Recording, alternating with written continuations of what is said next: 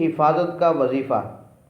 جو شخص یہ چاہے کہ اس کو کسی قسم کی کوئی تکلیف نہ پہنچے، کوئی پریشانی نہ پہنچے، کوئی مصیبت نہ پہنچے، تو اس کو چاہیے کہ وہ اس وظیفے کی پابندی کرے۔ انشاءاللہ اس وظیفے کے پڑھنے کی وجہ سے ہر قسم کے شر سے محفوظ رہیں گے۔ اور یہ وظیفہ روزانہ نہیں پڑھنا، صرف ہفتے میں ایک دن پڑھنا ہے، اور وہ بھی جمعے کا دن ہے۔ جمعے کی نماز سے فارغ ہونے کے بعد کسی سے بات کرنے سے پہلے اس وظیفے کو پڑھنا ہے۔ اور اس کا فائدہ کیا ہوگا؟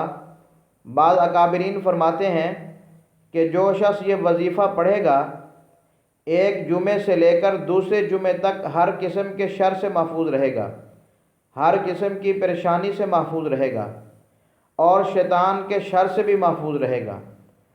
اور وہ وظیفہ یہ ہے: سب سے پہلے سورۃ فاتحہ مکمل 7 مرتبہ پڑھنی ہے، اس کے بعد سورہ اخلاص قل هو اللہ احد یہ بھی مکمل 7 مرتبہ پڑھنی ہے، اور اس کے بعد سورۃ فلق یہ بھی 7 مرتبہ پڑھنی ہے، اور اس کے بعد سورۃ ناس یہ بھی 7 مرتبہ پڑھنی ہے۔ بس یہ 4 صورتیں ہیں، ان کو جمعے کی نماز پڑھنے کے بعد کسی سے بات کرنے سے پہلے ان 4 صورتوں کو 7 مرتبہ پڑھ لینا ہے۔